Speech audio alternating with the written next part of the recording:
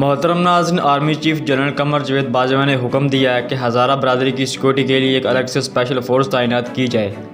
तफसील के मुताबिक आर्मी चीफ की तरफ से अहम एजेंसी को 7 दिन के अंदर अंदर दहशतगर्दों की निशानदेही करके इन्हें सजाएं देने का हुक्म भी दिया गया है। जबकि वज़ीर आज़म इमरान खान के साथ साथ army chief general Qamar Javed Bajwa भी हज़ारा बरदरी से इजहार ताज़ियत करने के लिए कोटा जाएंगे। सीनियर सहाफ़ी आरफ हमीद भट्टी के मुताबिक भारत बलोचिस्तान में दहशतगर्दी में मुलव्वस है।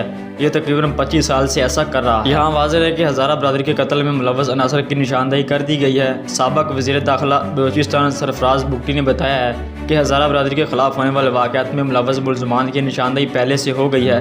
तहक़ीक़ात में ये वाज़ेह था कि राह या NDS मिलकर बलोचिस्तान में कार्रवाइयों में मुलव्वस है, यहाँ तक कि वो टारगेट भी खुद ही सिलेक्ट करते हैं।